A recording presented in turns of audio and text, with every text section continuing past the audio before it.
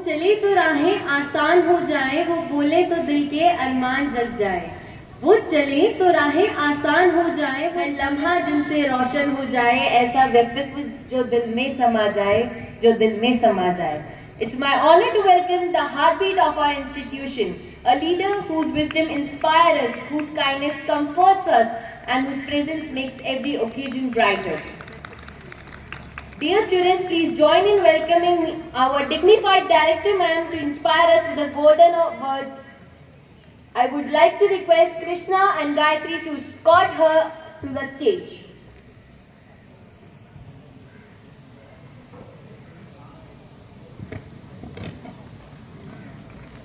जय हिंद STPS। आज नमस्ते की जगह जय हिंद। ये हिंद ही है जिसकी वजह से आज हम और आप यहाँ हैं। कोई भी किसी भी देश का नागरिक अपने देश को अपना धर्म मानता है और गर्वित होता है कि वो उस देश का नागरिक है। ये एक बहुत बड़ा सत्य है। अगर आप अमेरिकन से कहेंगे तो वो कहेगा कि yes I feel proud to be American. British यही कहेंगे, हम भारतीय यही कहते हैं, लेकिन सच्चाई यही है कि इन सब में बहुत फर्क है। और जो भारतीयता है, जो हम भारतीय नागरिक हैं, वो वास्तव में गर्वित है, क्योंकि हमने अपने इतिहास को जिया है, पढ़ा है और आज भी उसके आधार पर हम जी रहे हैं और आगे बढ़ने की सभी सफल कोशिशें कर रहे हैं। यही एक सबसे बड़ा अंतर है किसी भी देश की नागरिकता में और भारतीय नागरिकता में। आपने टीवी पर बहुत देशों के स्वतंत्रता दिवस देखे होंगे, दूसरे अन्य प्रोग्राम भी देखे होंगे, पर जहां तक मुझे ध्यान है कि वहां भूल कर भी कभी कोई नेता अपने पुराने बलिदानों का जिक्र नहीं करता। ये एक भारत ही है जहां श्राद्ध करने की परंपरा है और तर्पण देने की परंपरा है। आज का स्वतंत्रता दिवस जो हर वर्ष हम मनाते हैं, वो एक तरह से तर्पण देना अपने वीरों को, अपने उन महान योद्धाओं को जिन्होंने हमारे देश की स्वतंत्रता के लिए अपना बलिदान दे दिया। स्टैच्यूज लगा देना काफी नहीं होता। उन स्टैच्यूज को अपना आधार, अपना आदर्श मानकर उनके कदमों पर चलना ही सही दिशा में एक श्रद्धांजलि होती है, तर्पण होता है, श्राद्ध होता है। हम हर वर्ष अपने पूर्वजों को याद करते हैं। ये छोटे छोटे बच्चे जानते हैं, हर इंसान जानता है कि श्राद्ध के दिनों का एटमॉस्फेयर जो होता है वो एकदम अलग हो जाता है।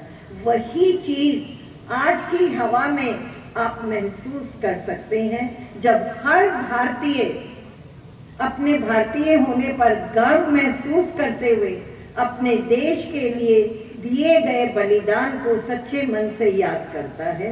यही हमारा सबसे बड़ा लोकतंत्र है और उसकी आत्मा है। अभी मोहनलाल सर ने यहाँ कहा कि अगर हम अपने कर्तव्यों को याद कर लें, ये बिल्कुल सत्य है कि भारत एक विश्व का सबसे बड़ा लोकतंत्र है और हमारा लोकतंत्र दो बातों पर आधारित है, हमारे अधिकार और हमारे कर्तव्य। जहां अधिकार मिले हैं वहीं कर्तव्यों का भी वर्णन है, लेकिन ये बहुत बड़ी सच्चाई है, जिसे आप कह सकते हैं बिटर ट्रुथ, कड़वा सत्य है कि हम अधिकारों पर ज्यादा ध्यान देते हैं और कर्तव्यों को अपेक्षित कर देते हैं। जबकि सच्चाई है कि हम सब जानते हैं कि हमारे कर्तव्य क्या हैं।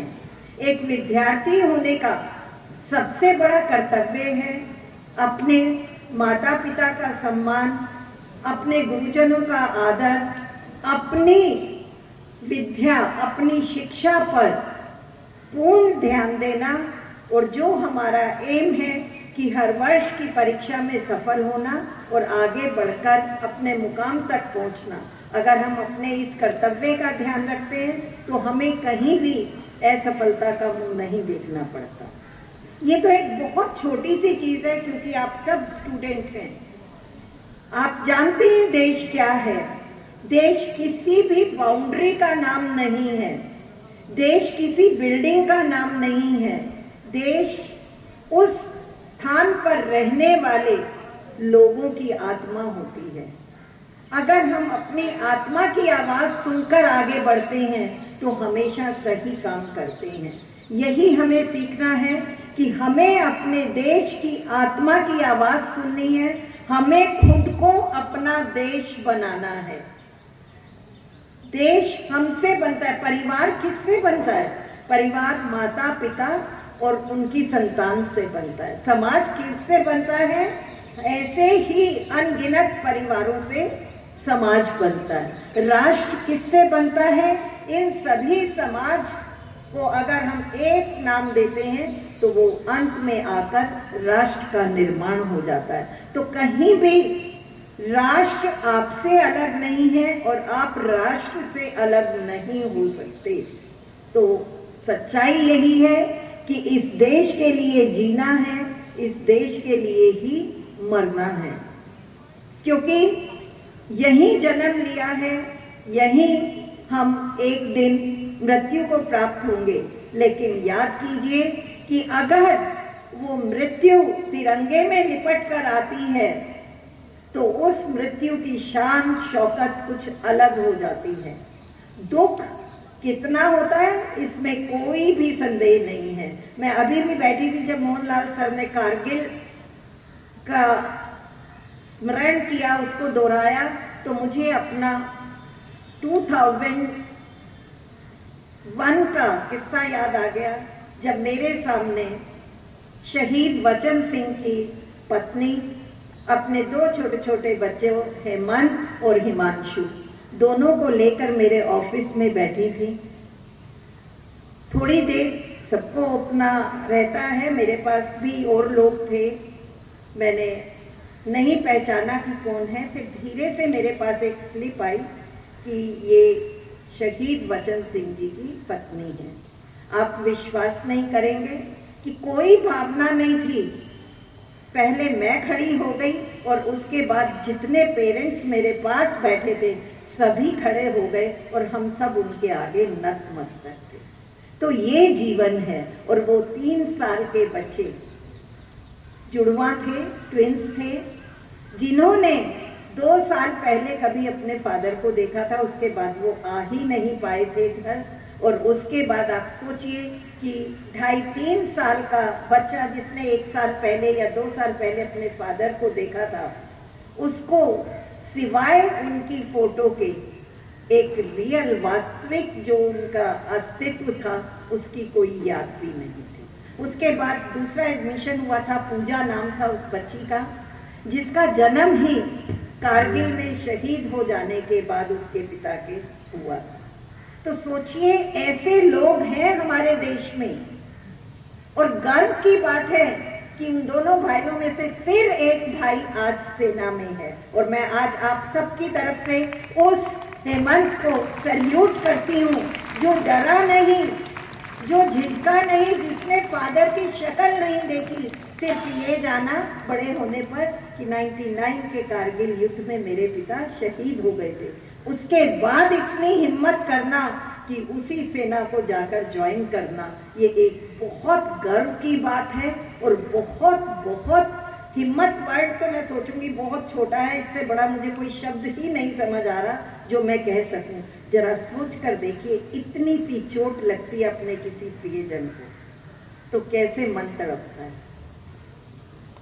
कितना मन तड़पा होगा उस माँ का जिसने पहले पति को खोया और फिर तिलक लगाकर अपने बेटे को उसी राह पर चलने के लिए भेज दिया। तो ये क्या भावना है, ये भावना है देश प्रेम की, ये भावना है इस भारतीयता की जो हमें मजबूर कर देती है कि ये देश हमारा है, हम इस देश के हैं, इसके लिए जिएंगे, इसके लिए ही मरेंगे।